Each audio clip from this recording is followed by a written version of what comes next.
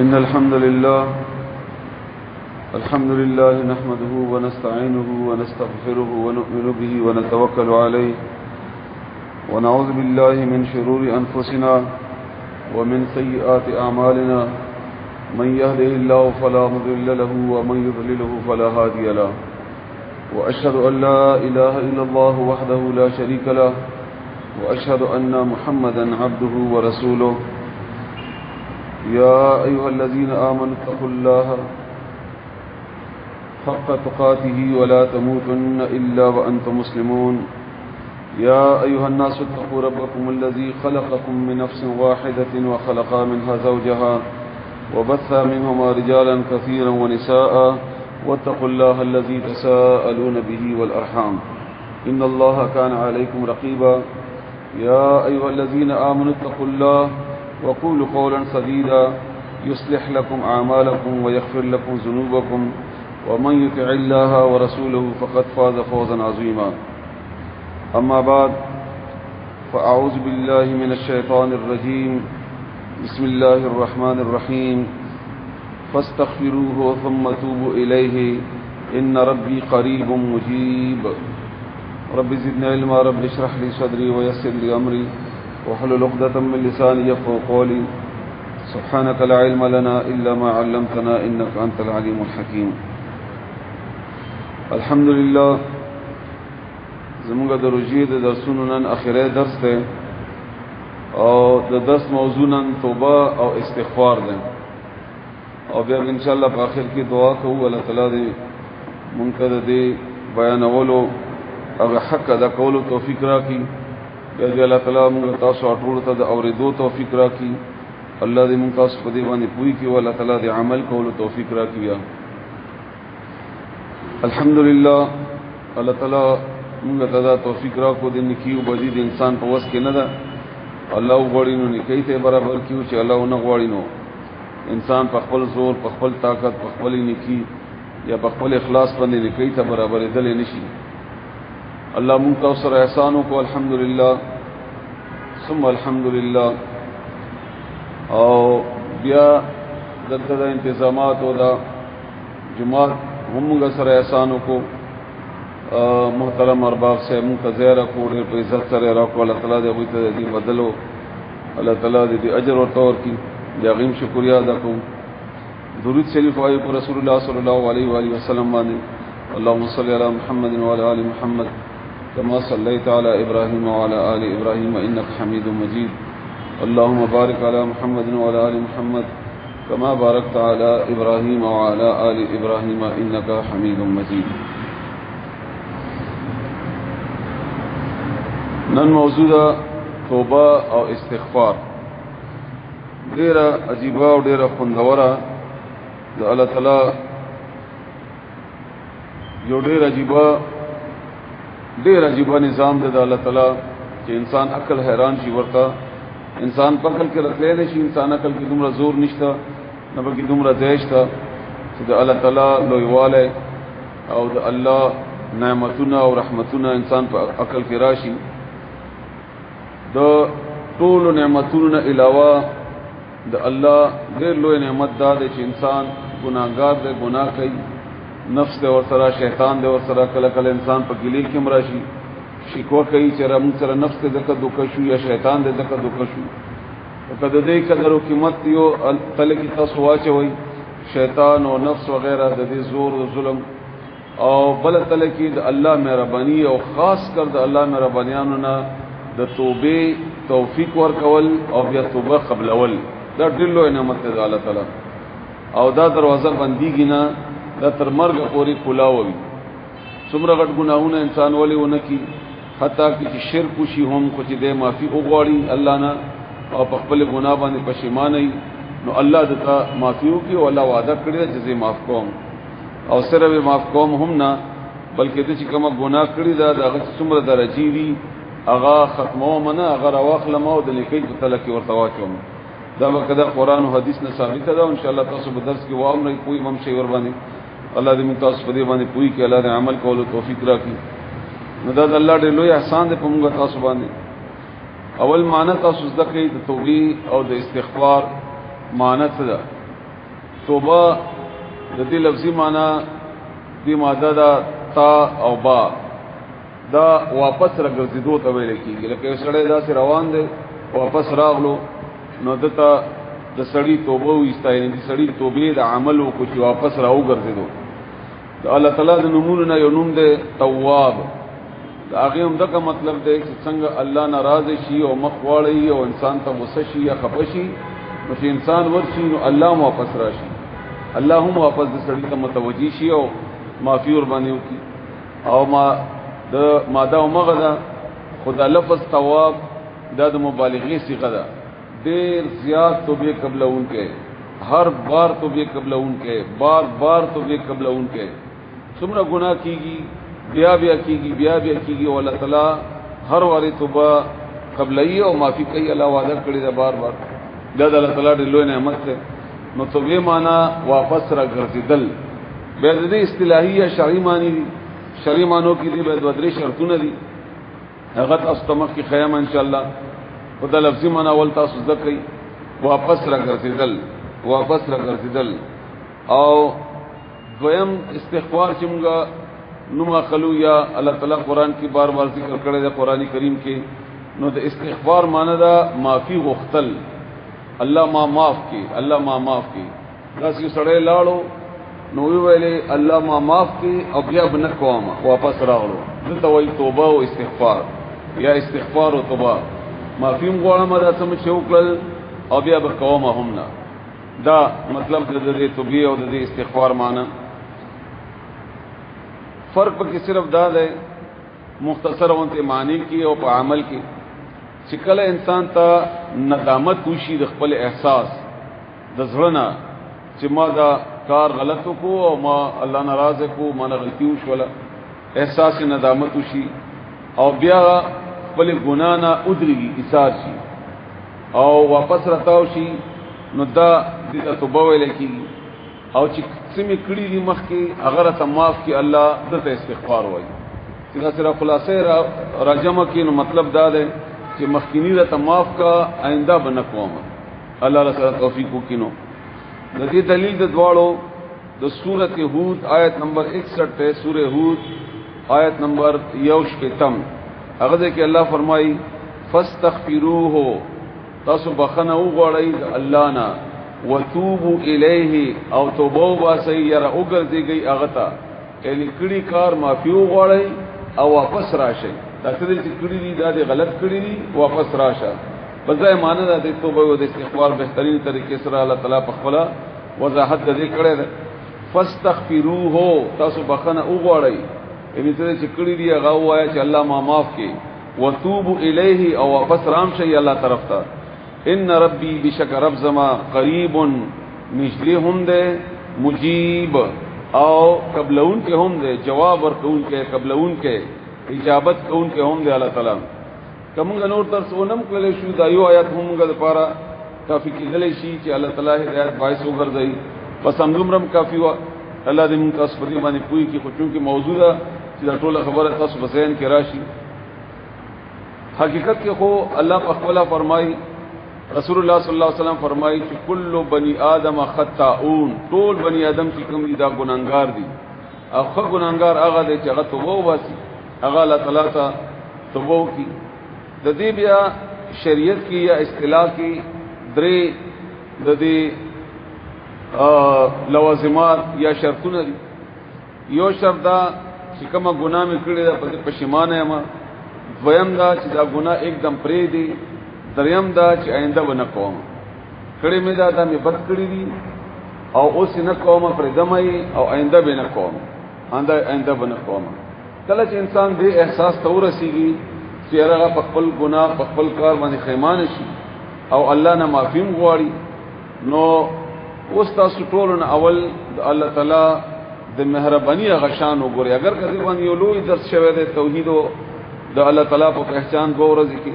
وبارن تاسو دوباره تازه هم شي دا کوم شي نوی ملګری دی ولک اغوشي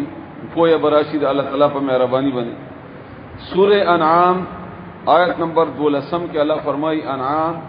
آیت نمبر 12 هغه کې الله فرمایي قل دیت اوایا لمن ما فی السماوات والارض شاد پار دی هغه څه چې په اسمانونو کې دي او زمکه کې دي قل یا اویا لله الله د پاره كتب لیکل دی الله فرض کړی دی الله ثابت کړی دی چسپا کړی دی الله علی نفسی په خپل ځان باندې الرحمت مهربانی کول رحمت کول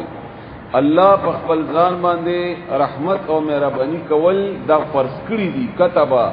فرض توای دا الله په خپل ځان باندې لیکلي دي او لفظي معنی لیکل هم دي دا خپل دلایل دی آیتونه براش ان شاء الله لا يجمعنكم الى يوم القيامه زبخام خابم راجم کدی ورځ قیامت تا لا ريب فيه چې پاره کې شک شو بنشتا الذين غكسان خسروا انفسهم چې ځان په خپل په نقصان کې واچاو فهم لا يؤمنون بذي ایمان نه وروړي ان الله طرف نه د توبې دروازې د الله مهرباني د الله رحمت دا کلاو ده الا دا چې انسان په خپل ځان باندې ظلم وکي او د رحمت نه ځان لری کی او د الله نه د الله د مهربانيانو نه او بل طرف تلاړ شي بیا هم دی سورۃ اعراف آیت نمبر 156 کې الله فرمایي 156 یوسلو شپږ 50 آیت کې الله فرمایي ورحمتي او رحمت زما وسعت دیر لوی ده کل شیء د هر یو شی نه زما رحمت د هر یو شی نه لوی ده مهرباني کول زما او د رحمت معنی می تاسو مخکې کړی و رأفتن یا رقت قلب وای زړه نرمي انتهائی نرمي د دې عملی نمونه داسي وي عملی نمونه کله کله انسان ځان ته خبره پریزي لکه مثلا تلاری کې روانه एकदम اکسیډنټ شو یا یو سړی راو ورسېدو یا ماشوم ده او هغه خپل اسونه مات شول او چغوي هم نشواله ژړام نشي کوله او ډېر وینو غلط پټ په دې کې پروت او تاسو نرم دي ان په دې حالت کې انسان څه غواړي چې زه سوچو کوم چې د سره ځخې ګړه وکم څنګه دا مشهور او چت کما څنګه د دې د تکلیف لري کما څنګه د دې فریاد واورما بس دغه کیفیت ته رحمت وای دا چې کوم کیفیت راشي کله انسان باندې د رحمت وای او عجیب خبره ده چې الله الرحمن دی رحمان مطلب مبالغه سے غدا ډیر زیات مهربان حد نه زیات مهربان ټول نه ډیر مهربان او بیا رحیم هم د مبالغه سے غدا همیشه مهربان لا محدود مهربانی ده بے حساب مهربانی ده هغه کیفیت مخه ته تصور کا خپل ځان د پاره او بیا د الله د نمونه باندې سوچ کوا چې الله به څومره مهربان مخه د دې بیا نور تفصیل راځي او تاسو بیا پوهیږئ ان شاء الله نو فساكتبها نو زرد چې موږ بولی کوو کسانو تل الذين او کسانو ته يتقون ويؤتون الزکات چې هغه پرهیزګاری کوي او زکات ور کوي والذین هم بآیاتنا یؤمنون او هغه کسان چې هغه د الله په آیاتونو باندې ایمان راوړي همدارنګه د بخاری او د مسلم حدیث ته دوړ متفقون علیه حدیث ته چې وو جنگ کې څخه دیونی ولې شو نو یوې زنانه خپل بچي اور کړو او په ډیره وی دا او یاتیه د پوی نه ډکچی یو دومره ډکو چې پوی کې هم د سیراتو دی او دا د خپل بچی پسې یو په بل په منډه را منډه کولې چې چرته دې څه شو ورک شو وغیرہ اچانک بچي ولیدو او एकदम یا بچي داسې رانږدې کو خپل ځان ته غېږی ته او بیا خپل کو او بیا فورن خپل سینې ته واچو نو رسول الله صلی الله علیه و آله وسلم دا منظر کتو او صحابه کرامو نه پښتنه وکړه عمر ځان ته نو دا روایت کوي چې 10 زنانا د خپل بچي بغور کې واچي تاسو کړه د زنانه د زنانه د عمل نو دا ممکنه ده چې دا خپل بچي په اور کې واچي نو صحابه کرام جواب ورکړي چې نه دا کله نشي کېدای چې د خپل بچي ځکه د بچي په لیدو پسې دومره لیواله وا دومره پریشان وا او بیا چولې دوه څنګه آرام او تاسو کوی ځلې شي ار پلارم کوی دی چې به خبره باندې بهر رسول الله صلی الله علیه و آله وسلم فرمایي چې الله تعالی د زنه ډیر زیات مهربان دی خپل بنده باندې هغه هم د کرنګي خپکیږي چې خپل بچي په اور کې د خد اچي هم د غرنګي الله تعالی چې د خپل انسان په اور باندې اچي او کې د مور نه هم ډیر زیات په دې باندې خپکیږي او الله د مور نه هم ډیر زیات مهربان دی او دغه کیفیت چې کم کیفیت دي صحابه کرامو ولیدو نو یو جيبه کیفیت ودا نو دا یو حدیثم کافی دی د لپاره چې الله تعالی څومره مهربان دی او الله تعالی په خپل بنده باندې څومره خپکی رسول الله صلی الله علیه و آله وسلم فرمایي دا متفق علیه حدیث ته بخاری او مسلم دواړو کې ذکر کړی شوی دی. ابو هريره رضی الله تعالی عنہ روایت ته چې رسول الله صلی الله علیه و آله وسلم فرمایي جعل الله رحمت 100 جزء، الله تعالی د رحمت سل درجه جوړې کی دغه خالق الله دی سل نو باغه کی 99 ځان سره ونی وي 99 یو کم سل وانزل فی الارض جزءا واحدا او زمکی ته یو حصہ یا د سلامي حصہ یو د زمکی تراخوز خپللا فاغیب بنیاد باندې هغه یو حصہ چې زمکی تراغلی دا هغه بنیاد باندې د انسانان په خپلو کې لکه مور بچي خپلوان پلار او دغه رنګ تناور درنده چرند پرند وغیرہ څومره چې دي دا ټول چې د رحم کوي په یو بل باندې دا ټول رحمتونه چې راجمع کوي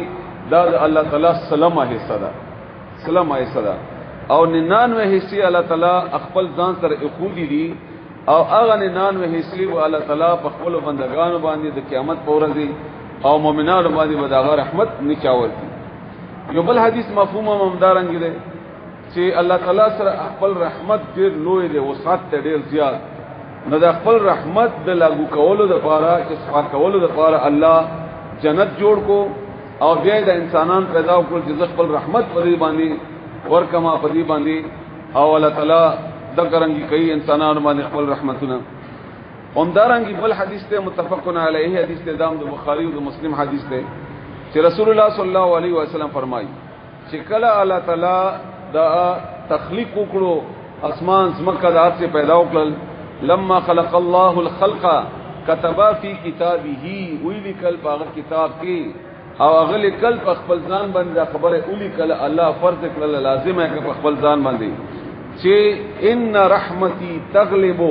زما رحمت به غالب وی زما په عذاب باندې یعنی زما رحمت به اوچت وی اعلی وی غالب وی او زما عذاب بدین لاندې وی کم وی ټیټ وی د خپل ځان باندې اولی کل. همدارنګ بل حدیث کې فرمایي رسول الله صلی الله علیه وسلم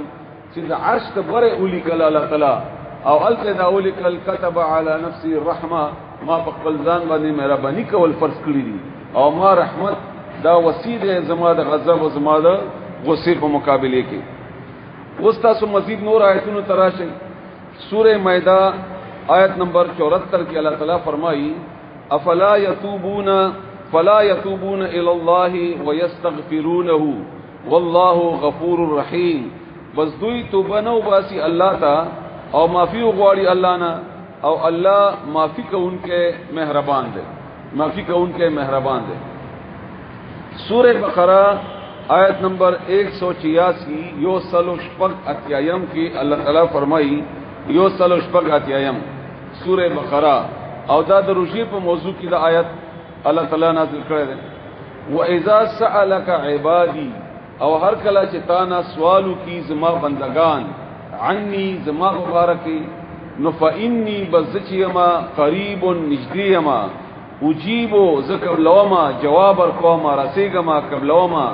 دعوت الداعی بلنا د بلنی کون کیتا اذا دعانی کله چې ما نو غواړي. الله فرمایي په سورته بقره کې چې کله معنا زما انسان زما باره کې تانه پختنو کې رسول الله صلی الله علیه وسلم ته فرمایي نو زه انتهایی نجدیما کلم چې معنا وغواړي زور کوم زرا سیګما ز بدل ور کوم فليستجيبوا لي بس دې ته پکار دي چې زما خبره دي اومني وليؤمنوا بي او زما باندې دي ایمان راوړي لعلهم يرشدون دې لپاره چې دې په سخی لارې باندې شي هدایت یافته شي. همدارنګه سورۃ حجر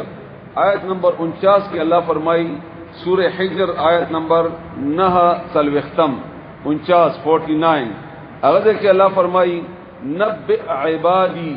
خبر ورکه زما بندگانو ته نبا معنا می تاسو تکړی او اهم خبر ته ویل کیږي نبی ته ځکه نبی وایي چې دا خبرونه اهم ورکه الله تعالی طرف نه نو نبئ خبر ورکه عبادي زما بندگانو ته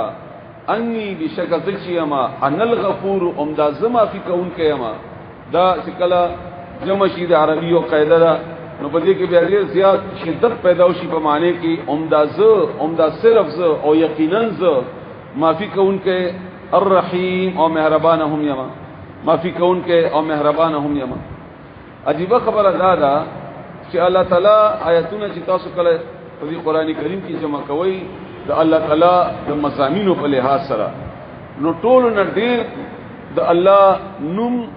او نوم سره بیا د الله تعالی د رحمت په بنیاد باندې آیاتونه دا ټول نه دي ان ډیر عجیب خبره ده کې مثلا یا تاسو ته تلاوت کما او بیا چې را جمع کوي تقریبا 185 نه دا تقریبا زیاتیږي لکه مثلا دا یسوع چې تاسو نوٹ کړئ راوي ما ځکه چې مختصر به وخت زیات اخلي سلغ ما دلته جمع کړی دي او تقریبا 185 شمارلي انه هو التواب الرحیم دا بقره تلور پنځم آیات کې ده انه بشک اغا هو التواب او مغتوب قبلون کې ده الرحیم او مهربان ده بیا د دې سوره بقره 143 کې الله فرمایي وما كان الله ليضيع ايمانكم ان الله بالناس لرؤوف الرحيم بشکل تعالی په خپل بندگانو باندې لرؤوف رأفت نرمی قلب زړه نرمی ته ویل کیږي رحیم او مهربان دی د دې سوره بقره مخ کی آیت 173 ان الله غفور رحیم بشکل تعالی معافی کوونکې مهربان دی او ټول سره ان لګدا چې کما انتهائی زیات یقینا تاکیدا یقینا الله مهربان دی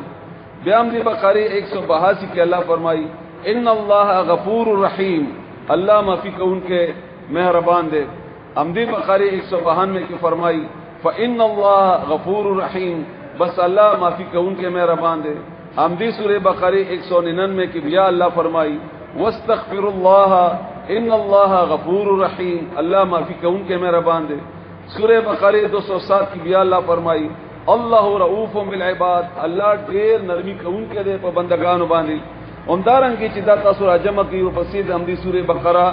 218 کی والله غفور رحیم دا همدی سورہ بقرہ 226 کی فان الله غفور رحیم همدی بقرہ 251 کی ولكن الله ذو فضل على العالمین بیا همدی سورہ آل عمران والله رؤوف بالعباد بیا سورۃ آل عمران 389 کی بیا اللہ تعالی د غرنګي او پسې مسلسل دا چې تاسو ټول را جمع کړئ یعنی کم از کم 100 هغه دي چې ماده ته نوٹ کړی دي چې دا مسلسل فرمایي یقینا الله مهربان دی یقینا الله مهربان دی یقینا الله مهربان دی خامخا الله مهربان دی الله مهرباني خپل ځان فرض کړی دا چې کله دې ته سړی ګوري بیا انسان خپل عقل ته حیران شي چې یا الله تعالی ته څومره مهرباني او تاسو څومره بار د خپل مهرباني ذکر کړی دی په قرآن کریم کې مونږ یو طرف ته د قرآن کریم د احکاماتو نه خبريو یا ځان خبرو ډیر کم خبرو کو بار چې څومره خبرو نو مونږ ته داسې سختی غونډه پکې ښکاری جره مونږ د روزه د حج د زکات د ګرمي دا او غیره وغیره خو چې کله د دې په مقابله کې د احکامات را جمع کی او د الله د مهرباني د تاکید بیان کې او ځان په خوې به انسان پوښي چې الله تعالی دا خو سره مونږ ته د مهرباني تاکید او یقین کړی دی او ته هی مهرباني الله تعالی بهرحال عبادت یا د جنت دو ذرایع دي یو د صبر او یو د شکر یو د صبر یو د شکر د دوړو نتیجې کې الله تعالی وعده د جنت کړی دی دوړو نتیجې کې جنت وعده کړی دی صبر واری کې الله فرمایي چې تاسو د صبر مواقع مغواړئ چې دا چې موقع برابر شي چې په صبر وکړئ شمال آزمایش در باندې راشي دغه چې ممکنه ده چې خطا شي ضروری نه ده چې هغه ته برداشت کړل شي خود شکر باره کې باقاعده الله تعالی او رسول الله صلی الله علیه وسلم بار د غوښتو حکم کړی دی چې تاسو شکر ادا کړئ تاسو شکر ادا کړئ تاسو بار شکر باسئ او د هر منځنه بعد رسول الله صلی الله علیه وسلم حکم کړی دی فرض منځنه بعد اللهم اعني على ذکرک وشکرک وحسن عبادتک همدا رنګ نور در دواړو ته شکل ته وګوري او بیا رسول الله صلی الله علیه وسلم زندگی ته وګوري نو دا سره پویږي چې را د صبر مقابله کې صبر الله تعالی باندې ازمایشن راځي او شکر حالت انسان باندې هر وخت کې او دې باندې الله ډیر زیات راضي کیږي او خوشحاليږي او د دې نتیجې کې یقینا جنت ته رسول الله صلی الله علیه وسلم اشرب ولاړو دومره ډیر بودره دوه چې خپل به وپړسي عائشہ رضی الله تعالی عنها نه یو پختنه او الله چې الله تعالی تاسو مخکینی رسنی ګناهونه معاف کړی دي بیا دومره ست ځان ستړی کوي په عبادت باندې رسول الله صلی الله علیه وسلم جواب کې فرمایي چې ولې زد الله شکرگزار بنده جوړ نشم او سورہ ابراهیم کې الله تعالی فرمایي چې ولې بالا عذاب درکې لئن شکرتم وآمنتم کتاسو شکر ادا کینو الله به ولې عذاب درکړي ان د عذاب درو کور د پاره د شکر ادا کول او به دې په نتیجه کې جنتونه او مخکې الحمدلله کې څه تفصیل شوی هم ده نو دا هغه حالت ده چې په خوشالیانو کې الله سره تا دا یقین جوړوي چې الله مهربان ده او الله ما باندې کرم کوونکی ده او دې نتیجه کې ماته جنت ده نو انسان هر وخت د شکر هغه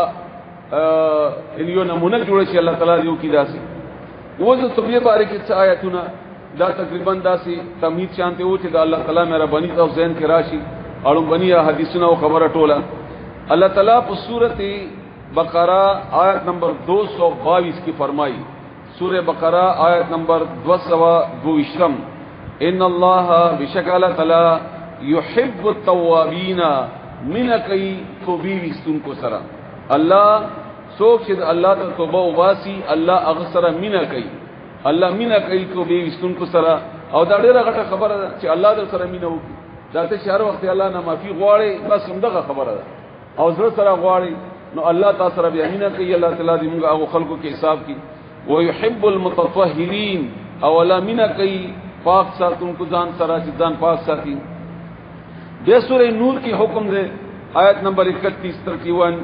یو درشم کې الله فرمایي وتوبوا الى الله جميعا او الله ته راوګرځي ټول الله ته واپس شي الله ته توبه وباسي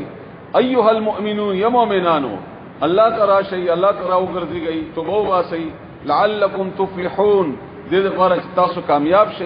تاسو کامیاب شئ سورہ تحریم آیت نمبر 8 کې الله تعالی عمدہ خبر بیا بل انداز کې کوي سورہ تحریم آیت نمبر 8 کې یا ایها الذین آمنو یا مؤمنانو توبوا الی الله توبه واسي الله تعالی وګرځي الله تعالی توبه نصوحا بهترین توبه کلی توبه خالصه توبه او فیدمنه توبه دا ټول معنی دي عسى ربكم ان يكفر عنكم نجدید چې رب دې تاسو لري کی تاسو نه وريږي تاسو نه سیئاتکم تاسو گناهونه ويدخلكم او دنباس تاسو جنات باغون تا داس باغونه تجري من تحتها الانهار فغلان دي نهرونه بهيږي يوم لا يخزي الله النبي والذين امنوا معه الله بدغه ورځي مؤمن رسول الله صلی الله علیه وسلم او مؤمنان الله نشرمای او کوم هغه مؤمنان چې پیغمبر سره ایمان راوړي او دین مخکې به نور رواني مخکې د دوینا او دوینا خي طرف ته او وای به دوی چې ربنا اتمم لنا نورنا اے الله تعالی موږ ته زموږ نور را پورا کا او بخنه او کوم موږ باندې انک علی کل شیء قدیر بشکته په هر شی باندې قادر یې عائشہ رضی الله تعالی عنها روایت ہے بخاری و مسلم کی حدیث تے متفقن علیہ چې عائشہ رضی الله تعالی عنها فرمایي چې رسول الله صلی الله علیه و آله وسلم د مرګ په اخیرو شپو کې دغه دعا به ډیره کوله سبحان الله وبحمده استغفر الله واتوب الیه سبحان الله وبحمده ټول پاکي الله د پاره دا ټول تعریفونه الله د پاره دي استغفر الله ذبخنا غوړم الله تانا واتوب الیه او زه درګرځم تا طرف ته دا کلمه رسول الله صلی الله علیه و آله وسلم بڑے رضیات مویلے سورہ نمل آیت نمبر 46 کی اللہ تعالی فرمائی شفق سلوختم 46 کی اللہ فرمائی لولا تستغفرون الله ولبخنا نغوړی تاسو الله نه لعلکم ترحمون دې لپاره چې تاسو باندې رحم وشي دا دوا خبره تقریبا اوشولې نن اهم درسم ده او اخیری درسم ده چې تاسو ځان پویوي او نن زمینی درس ته الله تعالی سره د تعلق په جوړولو او الله تعالی سره ورتلو او الله د دعوت په بنیاد باندې کدی نیت کې الله تعالی موږ ته توفیق راکړي او ردو د بیانولو او بیا دې الله موږ پوي کې او الله دې عمل کولو توفیق راکړي د الله د رحمت زنه داسې آیاتونه دي چې که انساني عقل ور باندې یعنی کته په خپل کې یو نن هم دا آیاتونه ځان سره نوٹ کې او کور کې بیا ګوري قران کریم اړه راوړای او بیا سوچ پکې نو د انسان په عقل کې دا خبره راځي نه او چې کله الله باندې اعتماد وي د الله شان دې پیژندلې وي خپل هدا پوری څومره چې تاسو الله توفیق درکړي وي نو بیا انسان د شړانه بغیر نشي پاتې کېدل او د شکرې د الله نه بغیر نشي پاتې کېدل او الله ته د ورتلو نه بغیر نشي پاتې کېدل لکه مثلا سوره زمر آیت نمبر 450 53 او 450 کې الله فرمایي سوره زمر 53 54 53 او 450 الله تعالی فرمایي قل او آیا دا رسول الله صلی الله علیه وسلم تعالی فرمایي دا خبره دي مسلمانانو ته او کړي مسلمانانو ته یا عبادی ای زما بندگانو الذين اغا ان زما اغو بندگانو اسرفوا على انفسهم چې تاسو اسراف کړی دی زیاتې م کړی دی خپل ځانونو باندې یعنی تاسو ګناه کړی دا یو خدای ګناه زیاتې شو ویم په ګناه کې حد نه وړي زما دي ګناګار بندگانو ته وایا مطلب دا دی او ګناه کې حد نه اوریدونکو بندگانو ته وایا چې دا ګناه کې حد نه وتلی دي اسراف کړی دی ته وایا لا تقنطوا من رحمت الله دا الله د رحمت نه مایوس کیږي دلته الله نکانو ته نه وای زبرګانو ته نه وای تقوادارو ته نه وای ګناګارو ته الله وای اے زما ګناګارو بندگانو او داسې ګناګارو چې په ګناه کې اوختي یې حد نه هغه ګناه کوي شرکم کې دی بدکاریم کې دی زنام کې دی شي او نور ډېر خبره کې دی شي با آخ دې کې الله فرمایي مایوس کیږي ما الله رحمت لري نه دی لا تقنطوا من رحمت الله دا الله د رحمت نه مایوس کیږي ما ولی ان الله کله عربي قاعده مطابق د دې ترجمه کومه بیا مزم له زیاته کوي خو عام خلک بیا په دوه پر ان دا تاکید لفظ دی یقینا خامخا بشکا دی خبره کې سره شک نشتا الله چې الله یغفر الذنوب بخنه کوي د ګناهونو جميعا ټولو دل تعالی د ولو د غټ خبره نه کړي ټولو ګناهونو الله معافي کوي ټولو ګناهونو الله معافي کوي او د تاکید لفظ الله را استول ان الله یقینا الله ټول ګناهونه معافي کوي په دې باندې الله خبره ختم کړي نه ده دینه مکه په اندی آیت کې الله فرمای انه بشک اغا هو اغا الغفور بیا الف لام راوړل انه بشک اغا هو اغا الخامخ یقینا تاکیدن ندری تاکیدی الفاظ چې په یو آیت کې راجم شي نو مطلب دا چې دنه زیات بیا بل تکی بل زور په دې خبره کې نه پیدا کیږي بل دا کافی ده او حد نه زیات ده نو زور ور کوي الله تعالی دې خبره ته تاکید کوي الله تعالی په دې خبره باندې چې تا شک پیدا نشي په دې خبره کې هغه دا چې الله معافي کوونکې او مهربان ده الله معافي کوونکې او مهربان ده ټول ګناہوں معاف کوي معافي کوونکې مهربان ده یقینا مهربان ده او هغه مهربان ده او خالص مهربان ده ما مایوس کیږي اے ګناګارو خلکو نو بیا څه کوي وانيبوا الى ربكم او توجه کوي خپل رب طرف ته راشه خپل رب طرف ته انابت راکل واسلموا او تابع شهید الله خبر امنه الله لو غت من قبل مخد دینا ان ياتيكم العذاب چې عذاب پتا سوراشي یعنی اوس تاسو مقدر توبه با صحیح الله چې وای راشه م پریشان کیږي م مایوس کیږي هیڅ نه وایم راشه لکه څنګه سړی ګناو کیا غلطیو کی بیا مور نه پلار نه تختی او استاد نه تختی او له تشغه وای چې مخ پکېږي ته ولې خپې زری معاف کوما او راشه مسلسل همدا آیات تاسو قران کریم کې کم مثلا روزانه یا کم از کم په دې ترجمه کې یا کم از کم په تراو کې تاسو ورغلې وی او په چې پوي پینې یا خو بس لاړو وکه پوي چې الله تعالی شغه وای چې راشه مخ پکېږي معاف کوما دي هیڅ درته نه وایم زما فکرون کوم ولې ته ما پیژنې نه ولی تمانه پیژنې زه رحم کوون کایما ولی تمانه پیژنې زه ګناه معاف کوون کایما راشه یو وری بدن وخت لاړ شي مرګ بدر باندې راشي بیا به نه قبليږي بیا به ارمانو کې نو داسې عجیب انداز کې الله تعالی مسلسل دي انسانانو ته خبره کول چې انسان هغه عقل حیران شي نو الله فرمایي ثم لا تنصرون بیا به تاسو سره امداد نه کیږي کله مقدر نه تیر شوا همدارنګي سوره غافر تو آیت نمبر 8 چې مؤمن مرتوی د سورته اتم نمبر آیت کې الله تعالی یو بل انداز کې خبره د خپل معافي او د مهرباني کړی دا چې انسان عقل حیران شي دیتا الله دې ممتاز بده باندې کوئی کی سوره غافر آیت نمبر 8 الذين اغا فرشتو باره کې خبره کوي يحملون العرش چې وچتای عرش د الله ومن حوله او اغا چې ګیر چاپیر دي د عرش د الله نه يسبحون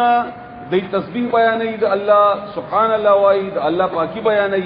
بحمد ربهم ثنا صفات سره درب لکه څنګه چې رسول الله صلی الله علیه وسلم یو حدیث کې فرمایي د فرشتو ذکر او د فرشتو ذکر سبحان الله وبحمده او سبحان الله العظیم ده نو دی دا تسبیحات وای د فرشتي او سره تسبیحات نه وای ويؤمنون به او ایمان راوړي په الله باندې تاکید منی الله خبره او بیا دا عجیب خبره یو د الله خبره تیر دا فرشتي چې کمی هغه اته د الله د عرش لاندې دي چې نیولې د الله عرش څنګه چې الله شان سره مناسبه ده او هغه فرشتي چې هغه الته موجود دي او هغه بقاعده د الله د خبره د ذکر او اذکار کوي هغه وایي ويستغفرون او بخنه غواړي للذین او خلق د پاره امنو چې مؤمنان دي امنو چې مؤمنان دي د ګوره مخکینی آیتونه تاسو ځین کې لګ راجمه کوي چې د الله تعالی د رحمت او د مهرباني او د مغفرت څومره عجیب شان ده بیا دا فرشتي چې کوم د الله د عرش نه غیر چاپیر دي او طواف کوي او ذکر او اذکار کوي دا فرشتي بخنه غواړي او کسانو ته چې مؤمنان دي الله د مؤمنان معاف الله د مؤمنان معاف او دا په نور آیتونو کې مرضی نو دې معافي غواړي او بیا وایي ربنا وسعت كل شيء رحمتا اے الله تعالی تو وسعت ولای د هر یو شینه پر رحمت کې په مهرباني کولو کې او علما او په علم کې فغفر بخنه اوکا للذین او کسانو ته تاب چې تو وایو ایستا دا فرشتي دعا کوي الله تعالی الله هغه خلق ته بخنه اوکا چې هغه مؤمنان دي واتبعوا سبيلك او پیروي کړی د استاد لارې وقهم عذاب الجحیم او الله د جهنم د عذاب نه بچا دا د فرشتو دعاګانې دي د مسلمانانو لپاره الله دې مونږ تاسو معاف کړي الله تعالی دې خبر باندې مونږ پوي کړي الله دې مونږ تاسو ته توبې توفیق راکړي سورہ انفال آیت نمبر 33 کی الله بلا خبره کوي هغه د جبان انداز ته سورہ انفال آیت نمبر 3 وما كان الله ليعذبهم ولما الله کوي چې دې عذاب ورکي نه دی الله تعالی چې دې عذاب ورکي او څه ضرورت ته الله تعالی ته عذاب ورکولو وانت فيهم ستپدی کی رسول الله صلی الله علیه وسلم تعالی فرمایي بیا ور پسې فرمایي وما كان الله معذبهم او نه دی الله چې دې عذاب ورکي الله عذاب نه ورکي وهم او دوی یستغفرون چې بخنه غواړي الله نه چې څومره پورې انسان الله نه معافي غواړي استغفار وایي الله به عذاب نه ورکړي الله به عذاب نه ورکړي دا سورۃ انفال آیت نمبر 33 کې الله تعالی باقاعده وعده ده وما كان الله معذبهم وهم يستغفرون الله سزا ورکوونکې نه دی ته چې دی استغفار الله نه معافي غواړي بیا سورۃ آل عمران 135 آیات دم د مینې نه ډک آیت ته دا ټول ایتونه تاسو ځان سره لیکي یا کور کې دا واړوي یقین پرمو کوي تاسو د الله په مینه کې لیونی شي او دومره یعنی تاسو ایمان وی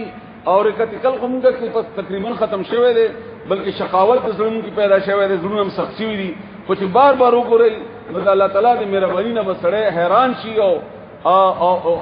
ډېر عجیب انداز کې الله تاسو ورشي الله فرمایي سورہ آل عمران آیت نمبر 135 136 یو سل 15 او یو سل شپږ درشم آیت کې والذین واغکسان اذا فعلوا ارکل چدیو کی فاحشتن دا الفاظ عجیب دي چې کوم دوا الله ذکر کړی یو فاحشتن فحش وای هغه ګناه ته چې هغه انساني د عقل په خلاف هم وي او خاص کر بیا بهایي ته هم لیکن دغه د عقل خلاف هم ده او هر ګناه چې هغه ډیر غټوي چې هغه عام معاشري کې هم ډیر بد ویل کیږي لکه ظلم سره قتل کول دي یا دا نور ظلم سره ډاکی وغیرہ دا ټول په دې کې راځي یعنی ډیر غټ ګناهونه وکړل یو او ظلموا انفسهم یې په ځان ظلم وکړو او ظلم الله تعالی قران کې شرک ته هم ویلي او نور ظلم حق تلفی ته هم ویل کېږي دا ټول تاسو باندې اوریدلې دي مخکنه نو ذکر الله یاد کو فاستغفروا لذنوبهم او بیا ګناہوں بخنه او غختا ظلم وکړو شرک وکړو فاشی وکړه سختی وکړه ګناه وکړه هر څه چې وکړل نو ومن یغفر الذنوب نو څوک چې بخنه وو کې د ګناهونو الا الله سوا د الله نه بل څوک چې الله نه علاوه به معفو کی ولم يسروا على ما فعلوا او دې زد نه کوي ټینګيږي نه فاغه کارونه باندې چې دې کړی وي وهم يعلمون او دې پويږي ګناه وکړه امخ کی آیاتم تاسو یاد کړئ د سورته زمر کی تاسو ورته چې یا عبادی الذین اسرفوا یا ګناګار مخفقېګا متختا مشرکا بدکارا اوغلا ډاکو وغیرہ وغیرہ وغیرہ مفخر شنه کی رضا زما فکون کما او زما فکو ما خپل ځان باندې معافي فرض کړی دا ما لازم کړی دا په ځان باندې معافي کول خطر واپس یو نور نه غواړي الله نور نه غواړي الله صرف ستا الله ته رجوع کول غواړي الله ما نه بخنه غواړي خپل احساس ندامت پیدا وکا چې الله ما څخه کړی دي ما دا بد کړی دي نو بیا الله فرمایي په مخکینی آیات کې چې دا څنګه چې سره معافي وغوښتله نه ګناونه وکړل قتلونه وکړل ظلم وکړو فحش وکړل نو الله وای معافي کوون کې زما نو اوس بدل ورده بدل دی راځي بده سره ټول ګناہوں اولئک هم دغه کسان جزاؤهم بدل دوی مغفرة یو خدا بخنه دی خلکو بدل دی بخنه دی خلکو بدل هغه سزاګان نه دي ذکر معافي غختل په بنیاد دی بخنه ده من ربهم د دې رب طرفنا او سره بخنه هم نه ده وجنات او جنتون دي داسې جنتونه تجري من تحتها الانهار شذيب اغیلان دی نهرونه بهږي جنتون لاندې او دام نه دا چې دا وقتی دي نه خالدین فیها طول عمر بپاغي کی همیشه همیشه بپاغي کی ونعم اجر العاملین او څه بهتر بدل ده عمل کوونکو د پاره او د عمل څه شه الله تعالی نابر د الله خبره منل د الله ته رجوع کول 60 سال عمر ده 70 ده 80 ده څومره الله درکړي ټول عمر ګناہوں کې تیر شوی ده او په اخري کې الله ته توجه کا او الله تعالی ټول ګناہوں خود معاف کی مخکې نور آیتونه راځي ته نور به ډیر زیات ان شاء الله پوي شي په دې باندې الله دې موږ تاسو په دې باندې پوي کی الله دې موږ تاسو ته عمل کولو توفیق راکړي مسلم شریف کې چې کوم دا د توبې د بحث ته مکه باب ده باغی کې بیا په خپل هغه شرح لیکلی دا هغه ډېر مزیدار ده هغه دا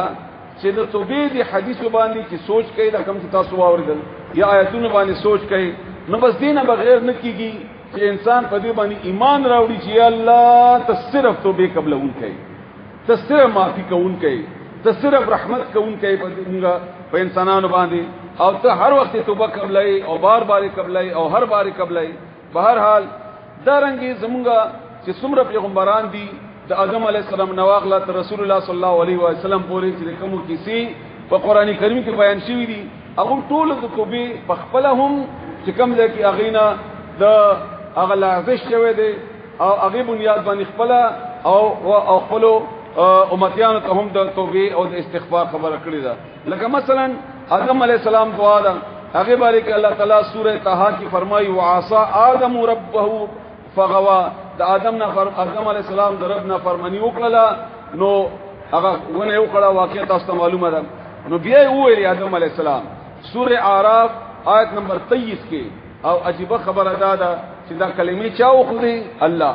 فتلقى آدم الله وخدي الله کلمه الله وخدا او د تواب کې یو معنا دام پراته ده چې الله تعالی توفیق ورکړي د توبې وستلو توفیق الله ورکړي دغه چې انسان په بس کې شي هغه کله توجه نه کیږي یا توفیق نه کیږي نه الله توفیق هم ورکړي توجه هم کوي انسان دا نن چې تاسو الله راوستي د درس ته دا د درس زمونږ کمال نه دی الله آیتونه او د الله رسول الله صلی الله علیه وسلم حدیث تاسو الله راوستي دام د الله فضل وګڼي په خپل ځان باندې الحمدلله وایي چې الله دا آیتونه تاسو باندې واورول دا سي حدیث رسول الله صلی الله علیه وسلم واوردل چې الله برابر کې توبې تا نو کبه توبه مونږ وباسو او بیا الله مونږ معاف کړي نو دن لوی نعمت رسول الله صلی الله علیه وسلم فرمایي ان فتحنا لك فتحا مبینا بارکی چې ما ته داسې صورتونه نازل شوي دي الله طرفنا چې کله دنیا ټوله ما ترا کی څوک او دا غیر باندې دومره نه خوشاله کومه کدا ځکه چې هغه کې الله تعالی رسول الله صلی الله علیه وسلم ته دا اعلان کړو د خوشخبری ور کړو چې ليغفر لك الله ما تقدم من ذنبك دا مخکینی ګناہوں معافی تا ورستونی په دغه خبره رسول الله صلی الله علیه و علیه وسلم سره د دې چې هغه پیغمبر دی او معصوم دی ادمره زیات خوشاله په دې آیتونو باندې بار ذکر وکاو نو سورۃ اعراف آیت نمبر 23 کې الله فرمایي د آدم علی السلام ته چې کومه دعا او خدا هغه داوا ربنا ظلمنا انفسنا اے الله تعالی موږ ظلم کړی خپل ځان سره و ان لم تغفر لنا كتب خنا موږ ته اونکی کته موږ اون باخي وترحمنا او ته موږ باندې رحم اونکی لنكونن من الخاسرين نو موږ خو نقصانان توانیان نه بوشو نقصان مندون کو نه بوشو همدارنګي د نوح علی السلام استغفار الله ذکر کړی دی آیت نمبر 47 د سوره هود د دې لپاره چې تاسو ته پیغمبرانو د کردارم ځین تراشي دا سینا چې په خپل نیکی بیا غرشي یا ډاډه شي چې ما غوړې نکیانی دي یا زه مجاهد یم یا زه دعوت او تبلیغ کار کوم یا زه بل د دین د غلبې کار کوم او بزر ډیر غټ کار کوم نه په هر وخت کې الله تعالی نه معافي کولو او د خپل عمل حق ادا کولو پورا کولو نه احساس کوا او دا خبر الله تعالی په سوره مدثر کې رسول الله صلی الله علیه وسلم تکړه دا چې د ډیر بدل غختل یا خپل کار ډیر زیات مثابت او چې کني ما ډیر زیات کړي دي او سورۃ فرقان کې الله تعالی صفات بیان کړي دي د مؤمنانو چې دای والذین یبیتون لربهم سجدا وقیاما صفات ری الله تعالی په ناس کې په سجدي او په ولاړی او هغه موجود غي وای ورزم د الله د عبادت کې تیری بیا فرمایي چې ربنا اصرف عنا عذاب جهنم اے الله تعالی موږ خپل جهنم نه لری کی د دې لپاره د احساس در کومه چې ته خپل نکیانو پروژو په دعاګانو ډاډنه شي غرنه شي دا ټول چې نشي کېدل چې الله قبول نکړي او کله ټول نه چې یو الله توجه کې به کافی ده نو دی وجینا سره د ټول اعمال او سره د ټول نکیانو الله در نهیر نشي الله نه معافي غوښتل الله سره خپل تعلق ساتل د الله مهرباني باندې خپل ایمان او خپل یقین ساتل دا په خپل ځکه ضروری ده او دا دلیل دی چې د پیغمبرانو دا خبره مسلسل کړی ده یعنی یو دلیل دا هم ده سورہ ہود 47 نمبر آیات کې الله تعالی فرمایي رب انی اعوذ بک ان اسالک اے الله تعالی زما فی غوړه متانا پناه غوړه مت دې خبرې چې زه بیا سوالو کوم متانا هغه خبرې چې ما سره علم نه و الا او کته تغفر لي ما تبخنا اونکی وترحمني ما من رحمونکی اكم من الخاسرين وزبتوانيان نشما دانو علی السلام خپل بچی لپاره دعا کړې و دغه خبره نه منله او ورته ویل چې راشه هغه نه راتلو نو بیا الله تعالی ته شیغو کړو دعا وکړه نوح علی السلام چې دا خو زما د اهل نه دی الله وې د استاد اهل نه دی دغه ته خبره نه منلې نوح علی السلام ته احساس وشو فورن الله نه معافي غوړ یا الله ما معاف یا الله ما معاف او کته می معاف نه کی زما نقصان وکما همدارنګه د هود علی السلام په سورۃ هود آیت نمبر 52 کې فرمایي سورہ هود آیت نمبر 250 ويا قوم استغفروا ربكم او اے قوم بخزما قوم بخنه وغړی الله تعالی نه او ثم توبوا الیه بیا طرف ته رجوع کوي همدارنګه صالح علیہ السلام خبرهم الله په دې سورہ هود کې د پسې یو دوا آیات بعد کړی دا چې فاستغفروه ثم توبوا الیه بخنه وغړی او بیا رجوع کوي الله ته ان ربي قریب مجیب بشک رب زمان نږدې هم ده او قبلون کې هم ده بیا د ابراهیم علیہ السلام ذکر الله کړی دی ابراهیم کی سورہ ابراهیم کی ربنا اغفر لي ولوالدي الله ما ته بخنو کې زما مور پلا تم بخنو کې چې کله الله د پلار د بخنه نه منع کړو بیا ابراهیم علیہ السلام پلار لپاره استغفار نه دی غوښته دغه د ژوندو لپاره ته بخنه غوښته شي الله نه پټیو وره په شرک لاړو بیا الله نه بخنه نشي غوښتله دغه جګړه بیا په خپل ځان باندې په خپل عذاب ثابت کو بیا وللمؤمنین ومؤمنات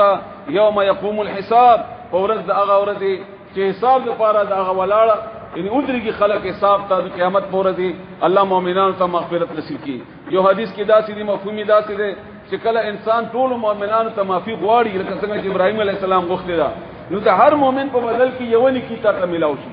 لکه و یا الله ټول مسلمانانو باخي نو چې څومره مسلمانان دي دغه یو نکی پتا ثواب کې راغله ک کرونه دي کا ربونه دي او کا کرب دي کار څومره او مړي او کښون دي رسول الله صلی الله علیه وسلم دوام خدای له داسي چې تاسو دعا کوئ هغه خلکو لپاره چې کوم هغه مسلمانان دي ژوند دي او کمل دي خدي دي او کنه نران سورہ فرقان کې یو بل ډیر عجیب انداز کې الله د معافي کولو ذکر کړی دی د دې شان نزول هم دی شان نزول دا دی چې ابو هريره رضی الله تعالی عنہ مسکتن منځ تتلو لار کې و زنانه ولیدل پریشان او خفوا او ابو هريره نه پښتنه وکړه لار کې ورته ودرېدا چې ته جمعه ته ځي و یاو رسول الله صلی الله علیه وسلم نظم باریک یو پښتنه وکوي څه پښتنه وکما ما نه داسې بدکاری شوی دا دغه په نتیجه کې ماشوم پیدا شوی او هغه په نتیجه کې ما ماشوم قتل کو نو دا غټ ګناونه دي قتل کول ماشوم قتل کول بدکاری کول سره د دې چې شادي شودای نو ما د لپاره پښتنه وکړي چې ما د لپاره معافي شته ابو هريره رضی الله تعالی عنہ ته دې خبره علم نو په هغه وخت کې نو ویلې چې تاسو لپاره څنګه معافي کېدل شي او زه به دا خبره څنګه لا رسول الله صلی الله علیه وسلم ته کومه چې داسې وزنه له دومره غټ ګناونه کړی دی ولا معافي بیا غواړي بهرحال خزر ډیره زیاته خفش ولا واپس شو ابو هريره دا کانو مسخوتن منځنه بعد راولو په ذهن کې دا خبره خو پرته و سهار منځ ته چتلو دا خدای بیا ولیدا بیا غیاندا پښتنه وکړه د ابو هريره رضی الله تعالی عنہ ابو هريره رضی الله تعالی عنہ بیا هم د جواب ورکړ چې څنګه رسول الله صلی الله علیه وسلم ته ویل شم چې دا دومره غټ ګناونه کړی دی او تعالی پر الله معافي بڅنګي چې دومره غټه ګناګار ابو هريره چې جمعه ته لاړو رسول الله صلی الله علیه و سلم او پیغمبر او نبی خبر په کم چې الله وخت خبر به ورته لګیدو پته ابو هريره رضی الله عنه نه پښتنه وکړه چې یا ابا هريره څه خبره ده ولی پریشانی څه خبره ده وای هاو داسې یو زنانه وا او داسې بیګامه ته مخې تراغله او سهار ما ته مخې تراغله وای نو تاسو جواب ورکو وای ما ورته دا جواب ورکو چې تا د پر له معافي څنګه کېدلی شي نو رسول الله صلی الله علیه وسلم فرمایل د سوره فرقان آیت نمبر او یایم ورته تلاوت کو چې یا ابا هريره تا دا آیت نه اوریدل توجه نه ودی آیت تا دا آیت نه اوریدل هغه آیت دا ده الا ها مگر من هغه څوک تابه چې دوی وېستا وآمن ایمان راوړو وعمل عملا صالحا او عمل وکړو عمل نیک فاولئک وسم دغه کسان یبدل الله چې بدل وکي الله سیئاتهم د دې ګناهونه حسنات په نیکو باندې دا ډېر دي ان سره معافي به نه کوي الله هغه تا چې کومه ګناه کړې ده هغه ګناه چې څومره درجه ده هغه به الله دې طرف ته تل نه راواخلي او په دې طرف کې به هغه ګناه درته واچي هغه ګناه به درته په نیکانو بدل کی سره معافي نه کوي الله هغه ګناه درجه لکه مثلا د هغه 100 کیلو وزن لري 1000 کیلو وزن لري نو هغه وزن به الله ختم نه کوي وي غورځي چې زاد اسخاد لري کوي نه هغه صفا کی او تاسو دې کې کله کې بیا واچي یبدل الله سیئاتهم بدلای الله تعالی دې ګناهونه حسنات په نیکانو باندې وکانه الله غفور رحیم او دې الله تعالی معافي کوونکی مهربان ځدی په حدیثو کې مختلف احادیث دي داغه خلاصه داسې ده چې رسول الله صلی الله علیه و علیه وسلم فرمایي چې قیامت ورځ به یو سړی براشي او الله به د رجستر را کولاو کی او د رجستر به ګناهونه اډکی او دا څنګه باندې صفه راوړی الله څنګه چې الله شان سره مناسبه ده نو الله به د سړی نه پوښتنه وکي دا ګناه دې کړی وای او وای بیا تابانه ما پردا چولی وای او دې به ومني او بیا بل ګناه ورته وخی دا ګناه دې کړی وای او تابانه ما دنیا کې پردا ما چولی وای او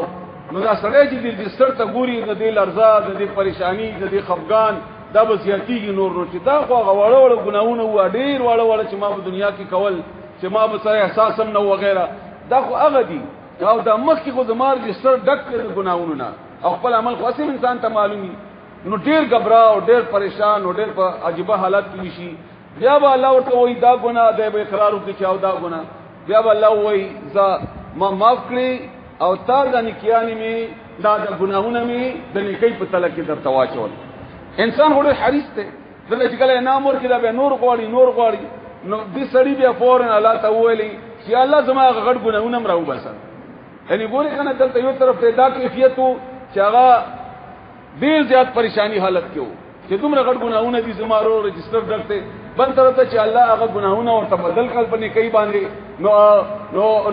نو بیا هغه غټو سوالونو غټو ګناهونو سوال کوي چې هغه یعنی هغه بدل به ما تراشي رسول الله صلی الله علیه وسلم مسکه شو او بیا فرمایي چې انسان د کرنګي دي چې هغه په دې باندې کوي نه دومره یو خبره دلته یاد کړئ چې دا کم انسان دی چې الله مداسي کوي ورسره دا کم یو انسان دی هر انسان سره مداسي کوي نه دا هغه انسان چې هغه باندې د خپل ګناهونو بوج وي او هغه مسلسل الله نه معافي غواړي او هغه ته مسلسل دا احساس وي چې دا ګناه مې کړی دا لا ما معاف کی الله او دې ته خپي نو دغه خفقان دا مسلسل معافي غختل دا الله ته دومره بیا وختي او دومره الله تعالی د سره مینا کوي چې اونده کني کیان بیا ورته بدل کی کوي سړی سره معافي نه غوښتي یا سره احساس سره نشتا دا هغه سړی معاملې نه ده الله دې مونږ تاسو دې باندې کوئی کې الله دې عمل کولو توفیق راکړي مسلم شریف کې حدیث ته رسول الله صلی الله علیه و آله وسلم فرمایي چې یا ایه الناس خلقو توبوا الى الله تاسو توبوا واسي الله تا فاني اتوب في اليوم اليه 100 مره ز روزانه الله تا سل کرتے الله نه معافي غواړم نه تاسو معافي غواړئ بل حدیث ته د مسلم شریف کې معمولی غونتی بدل دي الفاظ چې رسول الله صلی الله علیه وسلم فرمایي چې بشک ازما په زړه باندې هم داسې د غفلت یو اثر راځي خو زه خنه غواړم الله نه فورد کی سل کرتے یو حدیث مفهوم او یا کرتے دي ډیر زیات مسلسل بار معافي غواړم د الله تعالی نه ابو هريره رضی الله تعالی عنہ روایت ده چې رسول الله صلی الله علیه و وسلم فرمایي چې څو پوری مرسترګه دې طرف نه راختی هي هغه وخت پورې چې انسان معافي غواړي نو الله یې معاف کوي الله تعالی یې معاف کوي بیا د قران کریم کې چې کوم فضایل وغیرہ بیان شوی دي د دې ته لږ تقسیمو کې هغه داسې راځي سوره نوح آیت نمبر 10 او 12 سوره نوح آیت نمبر 10 یو 12 د درې آیتونه د سوره نوح هغه کې الله تعالی فرمایي فقلت نما اولی ادم علیہ السلام نوح علیہ السلام کی سب بیان ہے استغفروا ربکم بخنا وغړی د خپل ربنا انه کان غفارا بشک الله ډیر معافی کون کړي غفار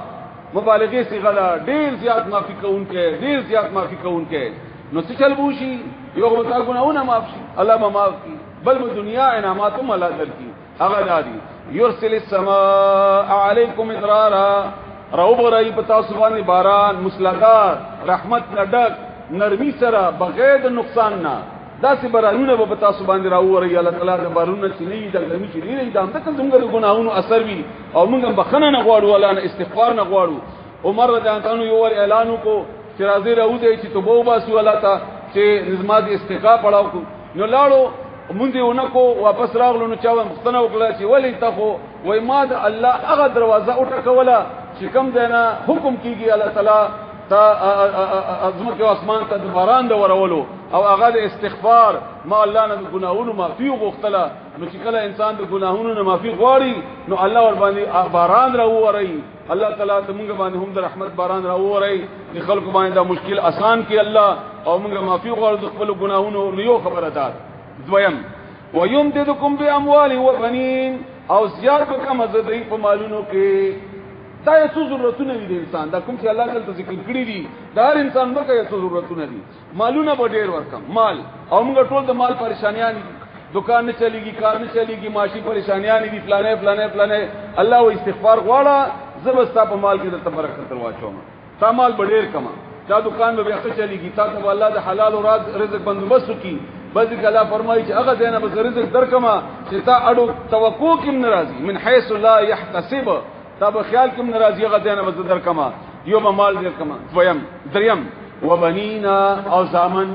دغه چې زمان انسان لپاره د سکون او د راحت او د اطمینان غنه علاوه یو مضبوط املاوي مختلفو کارونو کې پکاري کې وغیرہ او د مینې او د محبت ذریعہ همي نو سبا زامن درکما او بل وڅو کما ويجعل لكم جنات او تبتاس باغون هم در کما نن سوا یو پلاټ نه ملاوي کې نشي خسته سره پیدا سي پلاټ یا داسې کور چې پکې باغ وي او یا د سړي باغ وي نو دا وړلو نعمت ته الله تعالی طرفنا باغونه بدر کما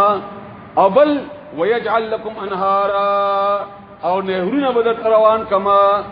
او دا نعمتونه دي به حیثیت قوم دې ضروری وي قومونه په هلاکي په دې نهرونو باندې او د نهرونو په کمی یا د غرنګ ډیمونه یا د دې په نتایجو کې نور څومره د اوبو ضرورتونه دي دغه چې الله فرمایي هر یو شی اوبو نشوند دی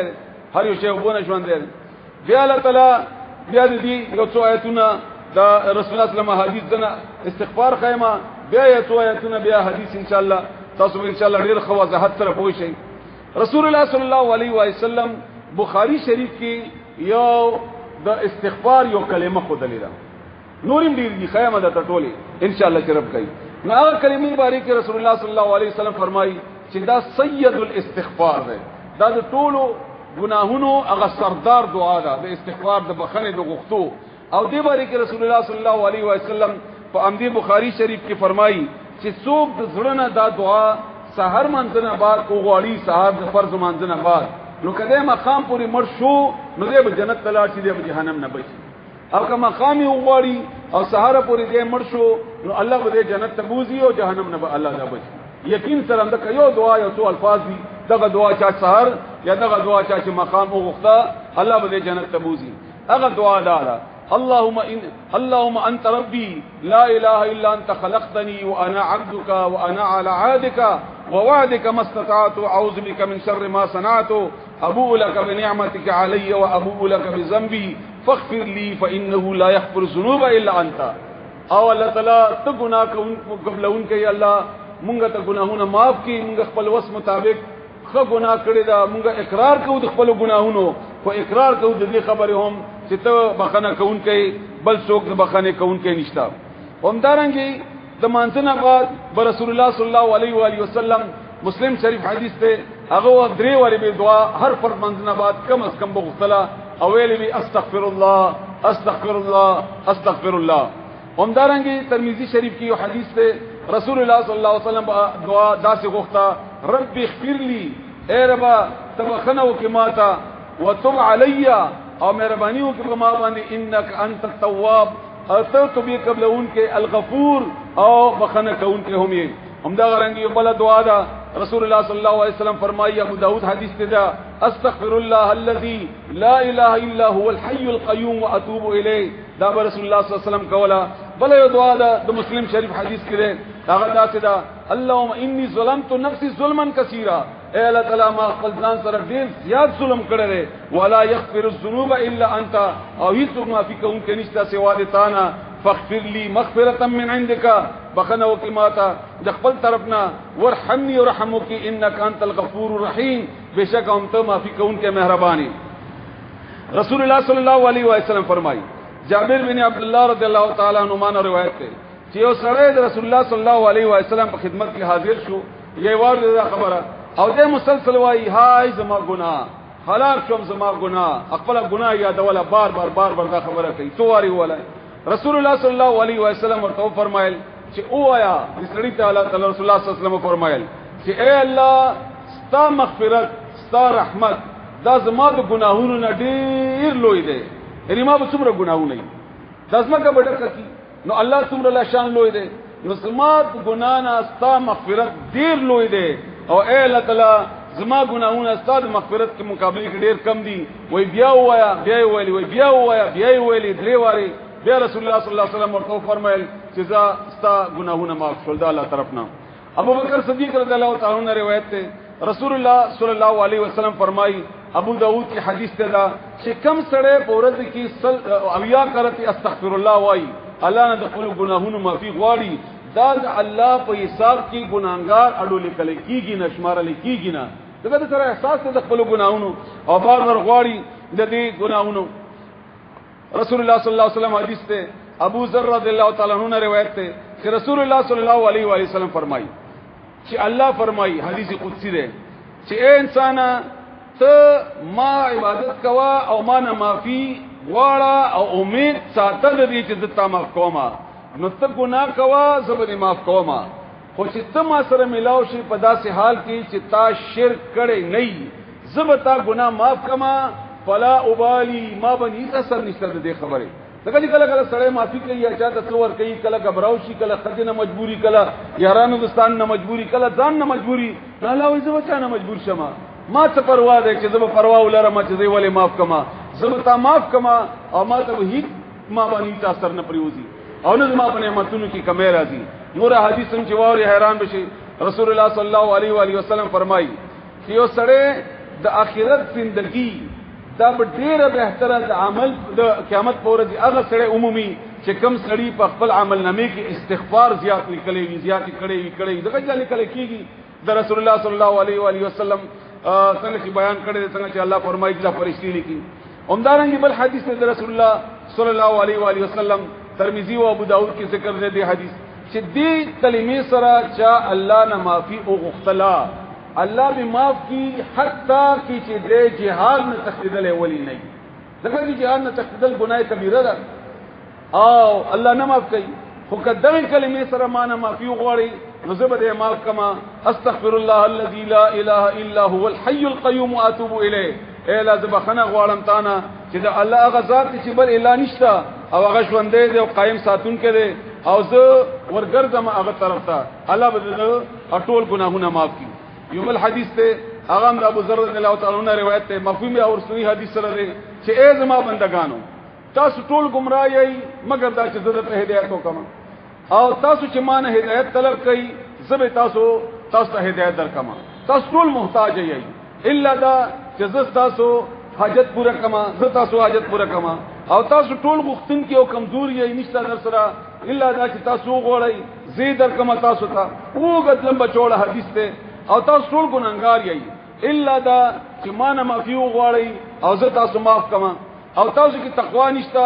الا دا چې زه دا حیثیت درکم دینه بعد فرمایي الله تعالی حدیث قدسی دی رسول الله صلی الله علیه وسلم فرمایي چې الله فرمایي چې تاسو دا ټول انسانان مړي او ژوندۍ راجم شي د یو ټول نه نیک سړي په شانتي شي زما به صحیح ته خیر نشه رسوله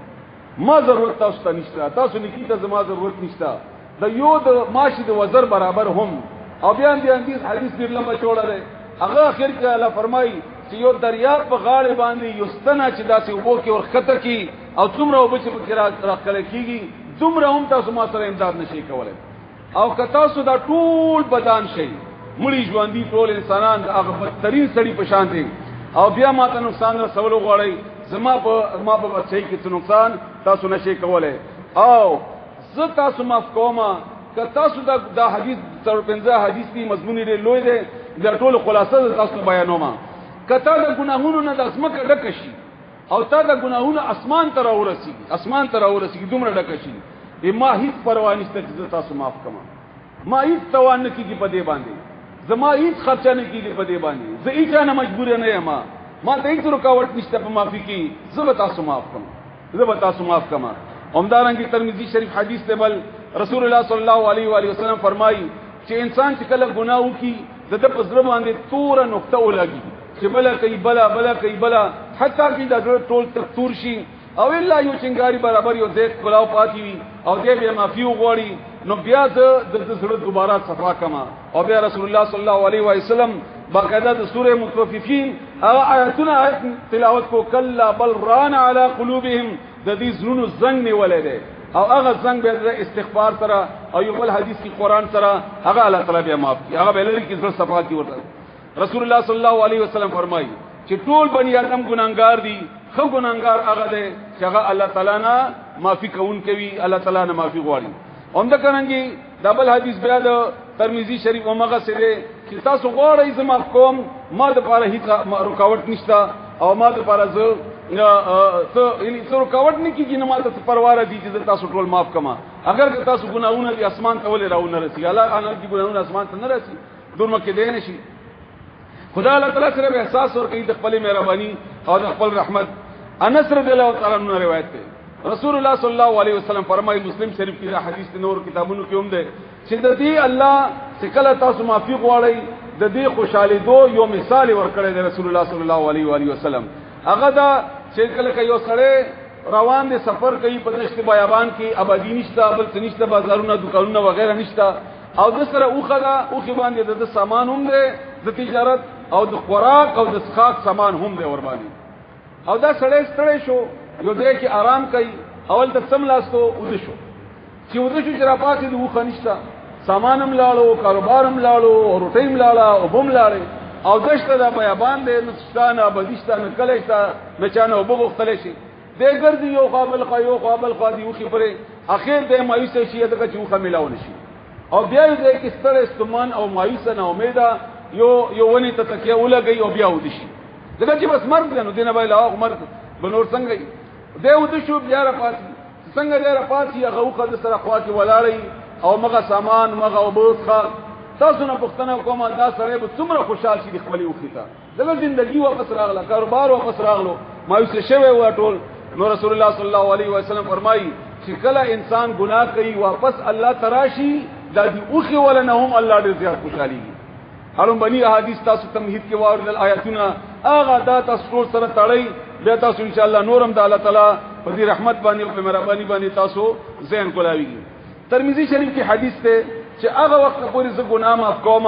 تر څو پورې چې صاد مریت یتغرغر لفظ ده دلته تاسو رسیدلی نه وي د دې مفهوم کې یو اثر هم ده هغه واقعا هغه داسې ده چې الله تعالی رسول الله صلی الله علیه وسلم سوالو کو چې یا رسول الله زما امت معاف کا الله تعالی و فرمایل چې ټیک ته معاف کوم خو چې نیم عمر کې معافي وغواړي لکه 60 سال عمر ده نو 150 کال کې معافي وغواړي معافي کما رسول الله صلی الله علیه وسلم فرمایل چې دا 150 کالم ډیر لوی زمانہ ده شیطان ظالم ده او نفس ته د بدوکشي یا الله نور رحموکا وی خاص سیده د مرګ نه یو کال مخکې معافي وغواړي نو معافي کما بیا الله رسول الله صلی الله علیه وسلم فرمایل چې نه دا یو کالم ډیر زیات نه الله تعالی زما د عمر کمزور ده شیطان ظالم ده زورور ده دا ګناه به شي ورنه او بیا به هلاک شي وی خاص سیده یوم یا یو ورځ یو ساعت یا رسول الله صلی الله علیه وسلم فرمایي یا الله شیطان مې په دې اخر وخت کې گمراه کی او دې و معافیونه غواړي نو بیا الله فرمایل بخاری د ترمذی شریف دا حدیث ته چې سبي هغه وخت معاف کما چې کله د سات دې تراشي یعنی د مرګ پر شپېلی دلی نه دغه جلته خو بیا ایمان بالغیب ختم شي بیا او دې وخت دې ما ته وایي چې الله ما معاف کا زبې معاف کما رسول الله صلی الله علیه و سلم فرمایي چې الله تعالی زما د امت د نور امتونو په مقابله کې شرمنده مکا دغه دې ته چې ګناه کړی وي سزا ورکړي د نور امتونو په زما د امت په شرمنده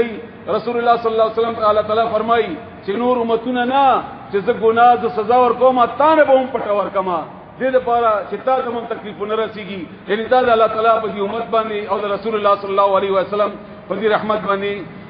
الله شان دې مسلم شریف کی حدیث ته ابو موسی اشعری رضی الله تعالی عنہ روایت ته چې الله تعالی د شپې لاس پرې د خپل شان مطابق چې څا د ورځې ګناهونه کړی دي راشه مانه معافي وغواړي چې ټول ورته معاف کما چنانچه څوک چې معافي وغواړي الله چې چا څومره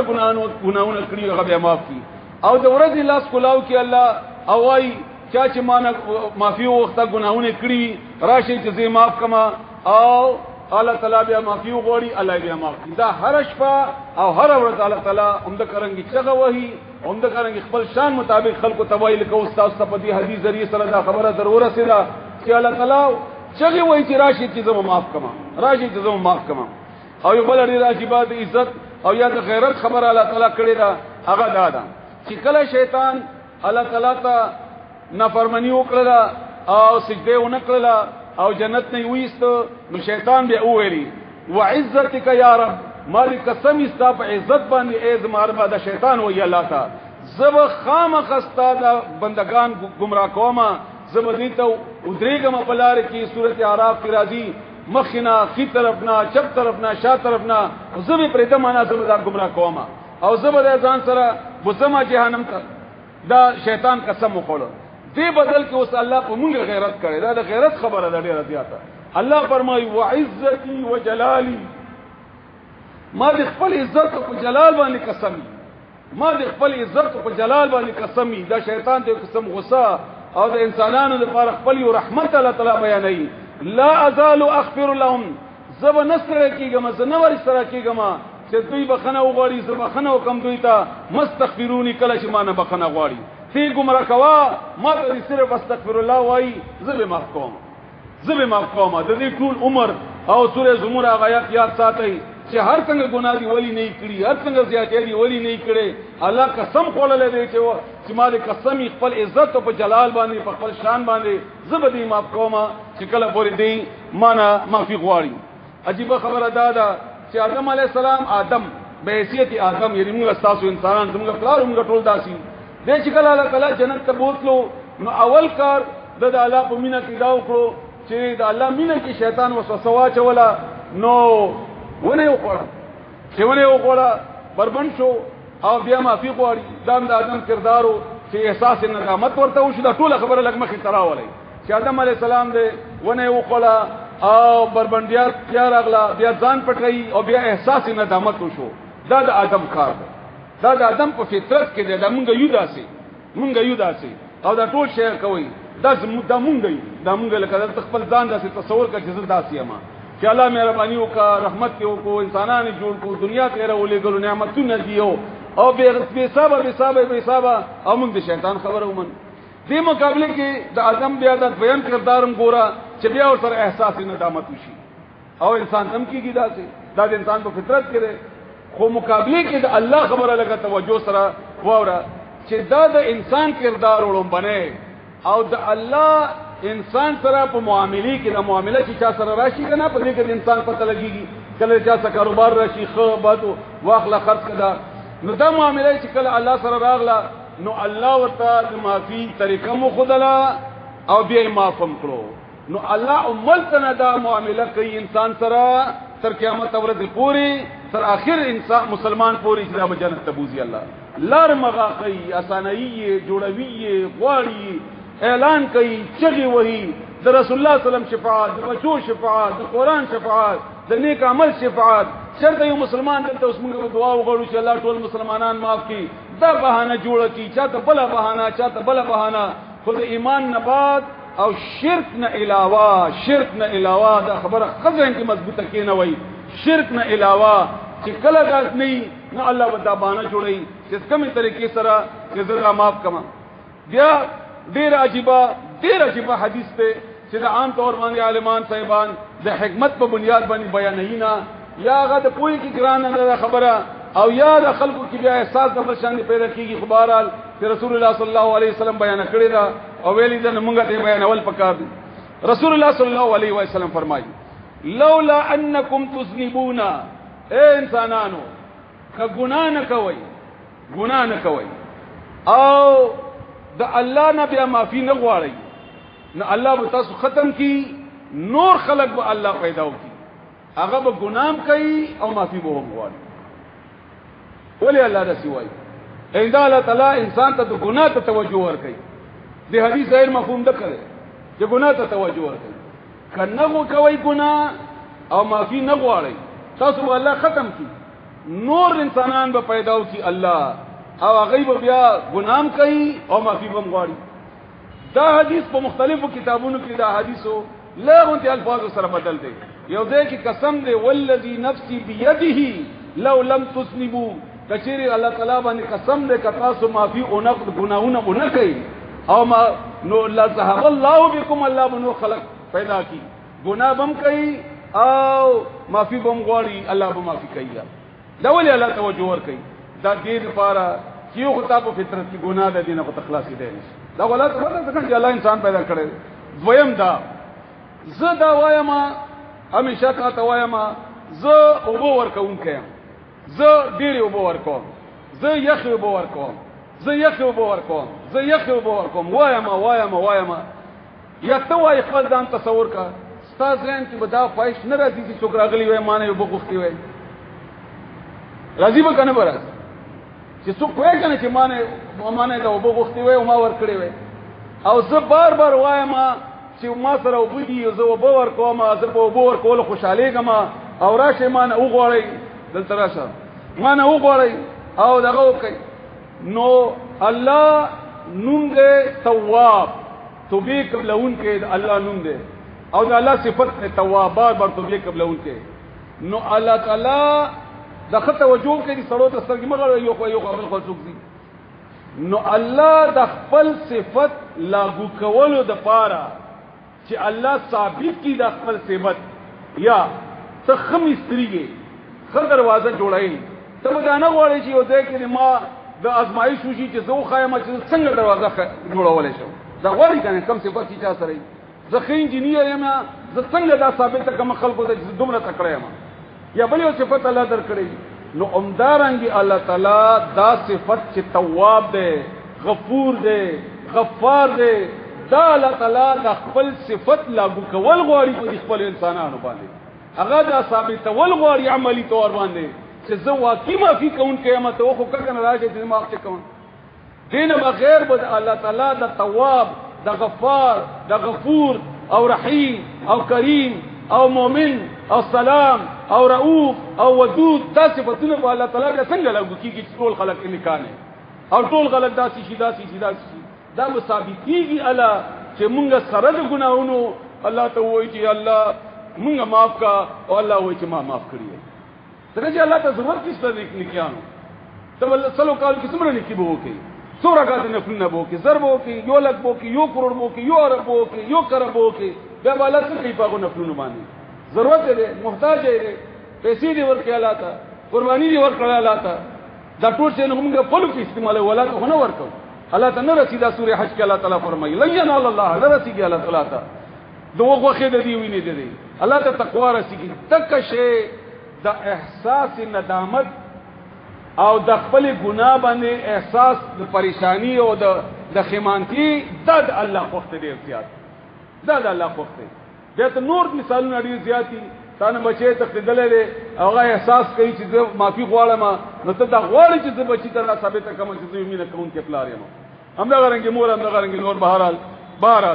الله تعالی همدا غرنګي معافي ته باندې جوړي بیا دې باندې کې وګ تفصیل سره درس شوی دی خو یو څوم شي نه زتا ستدې لپاره خیمه چې تاسو د الله تعالی باندې د معافي کولو د عقیده نورم زیات شي تاسو یو مجلس کې ناس دی ګناهونه موکل غیبتونه موولي درو فاش ارث بکواسات وشول اخر کې تاسو یو دعا وکړه بخاری شریف حدیث ته ترمذی شریف حدیث ته رسول الله صلی الله علیه وسلم فرمایي تاسو دا ویلي اللهم سبحانك اللهم وبحمدك اشهد ان لا اله الا انت استغفرك واتوب اليك دی وخت چې تاسو څومره ګناهونه دی مجلس کې کړی الله به دا ټول معاف الله به دا ټول معاف انډیر راځي په خبره یو قبیله وا جوهنیا غنه یو زنانه وا بدکاری چې شی وا ماشوم پیدا شوی رسول الله صلی الله علیه وسلم تراغله وای ما نه داس خل شوی دی ماشوم چرته غیږ کې دی وای خزلاله شه د دې د پیور کا او د دې تربیت کا چې دا کله لوی شي بیا راشه لاړه زنانه څه کاله ودونه بعد بیا راغله وای ځاغه زنانه یم چې ما نه داسې ګناه شوی و نو رسول الله صلی الله علیه وسلم د سنگسار کېدو حکم وکړو صحابه کرام اب جمع شول سنگسار کړل عمر رسول الله صلی الله علیه وسلم خپل جنازه وکړه عمر دانته نو رسول الله صلی الله علیه وسلم نه پوښتنه وکړه چې یا رسول الله تعالی دې جنازه وکړه چې ګناګار او زناکار او بدکار او وغیرہ رسول الله صلی الله علیه و علیه وسلم فرمایل چې اے عمر خطاب زویا کله دې دا توبه د مدینه او یو کسانوم تقسیم کی غیب معاف کی الله تعالی دا دومره الله تعالی مهربان دی او رسول الله صلی الله علیه وسلم فرمایي بخاری شریف حدیث ده چې یو سړی سل کرتی وای سبحان الله وبحمده الله به د ګناهونه معاف کی اگر کده د سمندر د جګونو برابر ولی نه سل کرتی بخاری شریف حدیث ته سبحان الله وبحمده دا وای الله به د ګناهونه معاف او د سنو تاسو کوي چراندام دی وکړو ان تمره دی اولی صرف ان تمره اشهد ان لا اله الا الله واشهد ان محمدا عبده ورسوله رب اجعلني من التوابين واجعلني من المتطهرين رسول الله صلی الله علیه وسلم فرمایي د جنت د اتو دروازونه چې په کومه دروازې خوخوینه ندي کومه دروازې باندې خوخوینه ندي انده د الله تعالی مهربانيانی هغه یو شینو احساس متاو تصرف درکو نور ته باندې بحث شوی دی زیات بیا چې څوک په بنو باسي او به خاص کر د دومره آیتونه حدیثونه واوریدل شي هغه باوجود نو هغه باندې کې رسول الله صلی الله علیه وسلم یو حدیث یو آیت تاسو د قران کریم تلاوت کومه د سوره حجرات آیت نمبر 11 الله فرمایي ومن يتوب ومن لم يتوب او هغه څوک چې توبه ونه باسي فاولئک هم الظالمون دا خلک ظالمان دي اوس تاسو ته به څومره نقصان کیږي څومره خرچ دي کیږي څومره پیسې پی لګي څومره خرچ ټول تاسو واوریدل آیتونه حدیث نو لګ اندازه ولګا بیا یو ستا حالت ده چې نه دې خرچ کیږي نه دې وخت لګي نه بل ضرورت الله غشان ده چې مسلسل چغي وਹੀ مسلسل الله اوازونه کوي چې راځه ما کوما غفور یما معافي کوونکی یما رحمان یما او مخه پکېګا مما یې سکیګا هغه باوجود سره معافي نه غواړي نو دا ظالم نه دی دا یقینا ظالم دی نو چې کله دا احساسات پیدا وشي نو د الله تعالی د قران په دې آیتونو باندې سره بیا اسانه سره پوښي بخاری شریف کې یو واقعه رسول الله صلی الله علیه وسلم بیان کړی ده د بنی اسرائیل او دا قصه تاسو اوریدلې بار یو سړی 99 کتلونه کړیو یو سلو یو کم سل کتلونه دته احساس شي د خپل ګناه چې ما ډېر ګناه کړی دا قاتل یم لاړو یو راهب ته چې هغه د الله تعالی د شان نه خبر نه هغه نه پوښتنه وکړه چې ما 99 کتلونه کړی دي ما د پاره د معافي ته جواز تا وینا ته ډېر قاتل وینيشته وینا نو هغه ورپسې مړ کو جزا سل خوشي او څنګه چې معافیا شي نه کیږي نو نه تم کې د الله د علم نه د الله تعالی د رحمت نه خبر نه وله د پته نه و بیا ورچا ویلي چې پلاني دی کې یو بل عالم دی الته ورشه هغه ته لاړو هغه د الله تعالی د رحمت نه خبرو هغه ته خپل خبرو وکړه چې زړه سي قاتل ما او یم بس بلم قتل کو دغه چې ماته ویلي چې معافي نشتا وای بالکل تاسو لپاره د الله نه معافي شتا ته چې معافي غواړي د الله معافي لوی دی الله متا معاف البته یو کار وکړه هغه دا چې دې معاشره نه لاړ شه دا کوم ځای کې ته اوسېږي دغه تعاملګری دي ګناګار دي هغه ته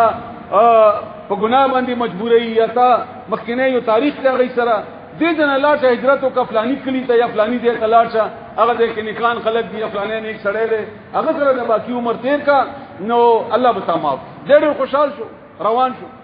چې روان شو لاره کې بیمار راغله بیماری پر راغله اوس مري ان دې مرګ وخت کې دواړه فرشتي راغلي لکه الله تعالی چې مقرر کړی دي د رحمت او د غضب دواړه یو خپلو کې جګړه شو یو فرشتي وایي چې مونږ بیا خلو د کچ معافي غوښتي ده بل وایي چې نه مونږ به ساتي خلو د کچ ګناګار دي سل کتلونه کړی آسان خبره خو نه الله بل فرشتي راولي کړه رسول الله صلی الله علیه و سلم فرمایي الله تعالی په بخاری شریف کې دا حدیث تفصیل سره ده او بیا ورته ویلي چې تاسو د دې نه فاصله نه کوي کوم ځل ډیر کړی نو د رحمت فرشتي حساب بس او کله مزل کم کړی پاتې دیری نو بیا د غضب ولا دا الله د عذاب ولا فرشتي دي ساوالي نو رسول الله صلی الله علیه وسلم فرمایي چې الله دې زمکه ته حکم وکړو د کوم مزل چې کړو چې لګه وګدشه او د بل طرف ته حکم وکړو چې لګه را لنډشه د کوم طرف ته چې دې مزل کړو دایره لنډه کا او د بل وګدا کا چنانچه فرشتو دا مفاصله ناب کا یو ولیش او دا دې ته مې کې ګلاد دې ہے اسے کوم ولې کیږي دومره فاصله د مزل کړي زیاتو نو چنانچه ابو فرشتو ساتي واغستا چې کومو د رحمت ولوي کوم چې د رحمت ولوي دا رسول الله صلی الله علیه وسلم دی بنیاد باندې چې د الله نه مایوس نشي د الله نه مایوس نه وي او د مسلسل الله تعالی نه معافي غواړي احادیث ورم دي مخکې ته احادیثو تقریبا بیان شوی دي خو په هر حال رسول الله صلی الله علیه و آله وسلم بار د معافي کولو خبره کړې ده او مسلسل کړې ده او رسول الله صلی الله علیه و آله وسلم فرمایي څوک چې معنا معافي غواړي زه معافي کوم الله فرمایي رسول الله صلی الله علیه وسلم فرمایي چې الله فرمایي انو بني یو دو خبرې بیا ووري دغه زنا خلق او ورستراغلل چې الله تعالی فرمایي چې کله دا انسان دا زمکه او اسمان الله پیدا وکړل نو په خپل عرش باندې د اولیکل چې زما رحمت دا زما په غضب باندې غالب دی او ما په خپل ځان باندې رحم کول دا فرض کړی دي زما په تاسو باندې رحم کوما الله دې موږ تاسو دې باندې کوي کی الله تعالی دې عمل کولو توفیق راکړي اقول قولي هذا استغفر الله لي ولكم ودعا کول تعالی دې موږ دا په خپل دربار کې قبول کړي الله تعالی دې موږ ته عمل کولو توفیق راکړي استغفار درس تاسو ووریدو او دمرا عقیده یقیني تاسو جوړ دې چې الله معافي کوون کړي او بار وای لا تقنطوا من رحمت الله دا الله د رحمت نه مایوس کیږي ما او انه بشکد الله تعالی عمدہ ہی تو به قبلون کے مہربان دے او تاسو راشي الله تا الله به تاسو ته به قبول کی الله تعالی به تاسو باندې رحم وکي دا تصور چې کله خپل ذهن کې جوړ کړي الله باره کې او بیا خپل ذهن کې دا تصور جوړ کړي چې زه ګناګار یم او ما ته لپاره معافي غوښتل ضروری دي او زه شرمنده یم په خپل عمل باندې نو الله تعالی بیا معافي وکي او سره ما او غواړي نو دې انداز کې دعا کوي چې رسول الله صلی الله علیه وسلم فرمایي چې الله نه داسې غواړه چې تا دا یقین وي چې علی قبلای او ما تعالی تعالی خامخاره کوي دې باره کې دا آیت یاد ساته چې واذا سالك عبادي کله چې پښتنه وکي زما بندگان عني زما باره کې فاني قریب زنجدیم یما اجيب دعوت الداعي ز دعا قبلهم نو بیا چې دا ته کوي نو بیا الله تعالی قبلای دین علاوه د دعا قبولیت لپاره درې وسیلې دي یو وسیله اسماء الحسنا دي ذکر چې الله تعالی فرمایي ولله الاسماء الحسنى فادعوه بها الله لپاره خسته نمونه دي تاسو وغواړئ الله تعالی نه د دې ذریعہ سره لکه وایا چې الله تو وهابي ډیر ورکون کوي مونږ ته خپل خیر راکړي ته رحماني ډیر رحم ولای مونږ باندې رحم وکي همدا غرنګ ته کریمي الله زمونږ هم عزتمن کې ته سلامي مونږ ته سلامتی راکړي یو دادا دویمه دا چې دا شي ځوانځې سړې دغه مرګ حال دی یا ډیر نیک دی یا تپویږي چې دا سره د الله تعالی عبادت گزار دی ژوندې دی ګورې مړ نه او تا دا احساس دی چې زه ته وایم دا زما لپاره دعا وغواړي الله نه الله به دا دعا قبول کړي رسول الله صلی الله علیه و آله وسلم جب صحابه کرامو دعا غوښتله صحابه کرامو به هم اگر کدی ته ډیره توجه نه ورکوله خو بهرحال دا یو سنت طریقه ده نو دا دویمه طریقه ده د دعا د قبولیت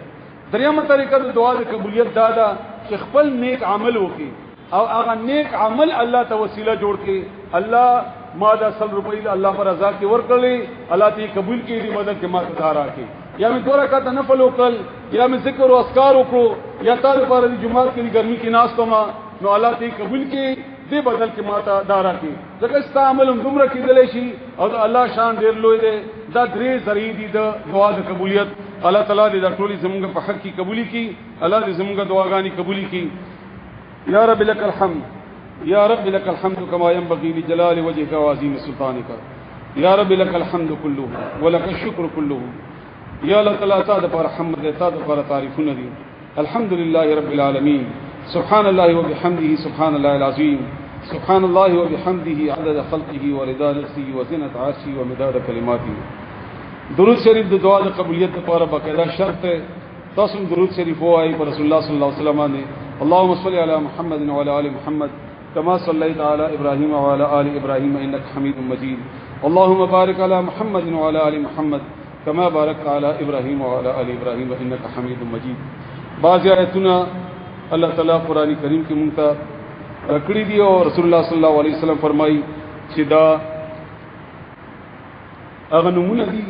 یا هغه آیتونه چې د ذریعہ سره وګوري نو بیا دعا الله تعالی قبلای الله تعالی رد کینا هغه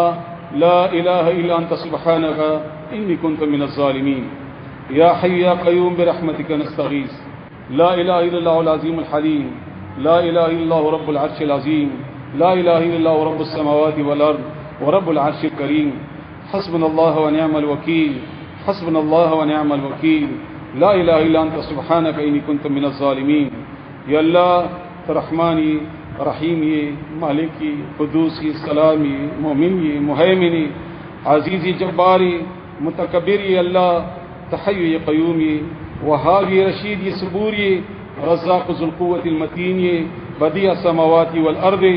اللہ تا پر اسماء حسنا دی تا ذکر کړی دی په قران کې تا چاته په علم کې خودلی دی یا د چا خپل ځان سره پراس کې ساتلی دی. الله موږ سوال کوو تا نه د دې اسماء حسنا په برکت سره تا ویلي دی مان وګورئ د دې اسماء سره زور کومان الله خپل ټول نمونه په برکت باندې چې کوم باغی کې اثر دی یا الله تعالی تعالی موږ سوال کوو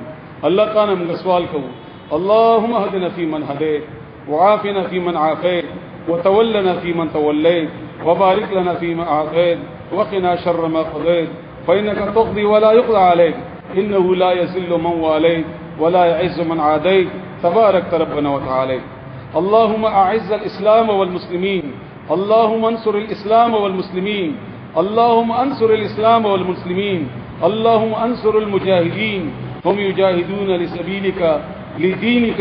لكلمتك العليا اللهم انصرهم ولا تنصر عليهم اللهم أهلك الكفرة والمشركين اللهم أهلك الأمريكا وأصدقائهم اللهم أهلك الأمريكا وأصدقائهم ورفقائهم اللهم أهلكهم اللهم دمر ديارهم اللهم حرق بنيانهم اللهم زلزل أقدامهم اللهم أنزل عليهم بأسك الذي لا ترده عن المشركين.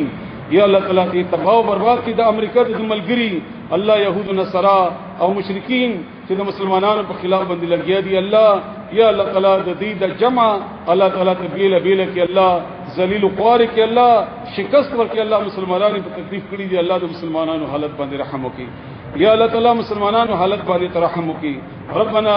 ظلمنا انفسنا وان لم تغفر لنا وترحمنا لنكونن من الخاسرين. ربنا آتنا في الدنيا حسنة وفي الآخرة حسنة وقنا عذاب النار. ربنا واجعلنا مسلمين لك ومن ذريتنا أمة مسلمة لك وأرنا مناسكنا وتب علينا إنك أنت التواب الرحيم. ربنا اغفر لنا ذنوبنا وإسرافنا في أمرنا وثبت أقدامنا وانصرنا على القوم الكافرين. ربنا لا تزغ قلوبنا بعد إذ هديتنا وهب لنا من لدنك رحمة إنك أنت الوهاب. اللهم إنا نسألك الجنة وأعوذ بك من النار. اللهم إنا نسألك الجنة وأعوذ بك من النار. اللهم إنا نسألك الجنة وأعوذ بك من النار. اللهم أكفنا بحلالك عن حرامك وأغننا بفضلك عمن سواك. اللهم أكفنا بحلالك عن حرامك وأغننا بفضلك عمن سواك. اللهم أكفنا بحلالك عن حرامك وأغننا بفضلك عمن سواك. اللهم رب الناس اذهب الباس رب الناس واشفي أنت الشافي لا شفاء إلا شفاء شفاء لا يغادر سقما. أسأل الله العظيم رب العرش العظيم أن يشفي المريضان ومرضانا. اللهم يا الله زمونږ مریضانو باندې الله تعالی رحم وکي هغه ته شفا ورکړي الله تعالی هغه ته شفا ورکړي الله. اللهم احسن عاقبتنا في الامور كلها واجرنا من خزي الدنيا وعذاب الاخره. اللهم احسن عاقبتنا في الامور كلها واجرنا من خزي الدنيا وعذاب الاخره. اللهم احسن عاقبتنا في الامور كلها واجرنا من خزي الدنيا وعذاب الاخره. یا اللہ تعالی مجھے جہنم دور نہ بچ کا اللهم اجرنا من النار اللهم اجرنا من النار اللهم اجرنا من النار. ربنا اصرف عنا عذاب جهنم ان عذابها كان غراما ان عذابها كان غرابا. ربنا آتنا من لدنك رحمة وهيئ لنا من أمرنا رشدا. ربنا تقبل منا إنك أنت السميع العليم. ربنا تقبل منا إنك أنت السميع الدعاء. ربنا تقبل منا إنك أنت السميع العليم. اللهم أرنا الحق حقا وارزقنا اتباعه وأرنا الباطل باطلا وارزقنا اجتنابه. اللهم إنا نعوذ بك من عذاب القبر ونعوذ بك من عذاب جهنم ونعوذ بك من فتنة المسيح الدجال ونعوذ بك من فتنة المحيا والممات. اللهم أعن على ذكرك وشكرك وحسن عبادتك. اللهم أعن على ذكرك وشكرك وحسن عبادتك. یا اللہ زمونږ ګناهونه معاف کا، یا الله زمونږ ګناهونه معاف کا. الله تا وعده کړی دا چې زه سپینو وختونه شرمېږم، زه لاس واپسولو نه شرمېږم. یا الله زمونږ د جرګه په دې کې سپینګریم دي، په دې کې به داسې خلک هم دي الله چې تا معاف کړي دي. الله په دې کې معصومین ماشومان هم دي. یا الله کم چې نکان دي الله دا غوی د خاطر د ټول مجلس باندې رحم وکړه. یا الله زموږ ګناهونه معاف کړه. یا الله زموږ والدینو ګناهونه معاف کړه. یا الله تعالی زموږ رشتہ دارانو ګناهونه معاف کړه. یا الله زموږ استادانو شاګردانو ګناهونه معاف کړه. یا الله د ټول مسلمانانو نارینه او زنانو ګناهونه معاف کړه. یا الله مسلمانانو حالت باندې رحم وکړه. یا الله مسلمانانو حالت په خوشحالي باندې بدل کړه. الله دا سزا ده او یقینا موږ د خپل ګناهونو الله تعالی اقرار کوو. یا الله موږ د ګناهونو معاف کا، موږ الله تعالی ګناهونو ارتاو کا. الله موږ ته د نیکی کولو توفیق راکا. الله هغه عمل را ناصر زړه کا واخله چې ته راضي کیږي. الله یا الله موږ نه من راضي کیږي. الله کته موږ پرې کې موږ هلاک شو. یا الله موږ هلاکت نه بچ کا. الله یا الله موږ هلاکت نه بچ کا. الله یا الله موږ هغه خلکو کې حساب کا چې تا ور سره مینه ده. الله هغه خلکو موږ سره مینه کا چې تا ور سره مینه ده. الله هغه خلکو سره زمونږ مینه کا چې تا ور سره مینه ده. الله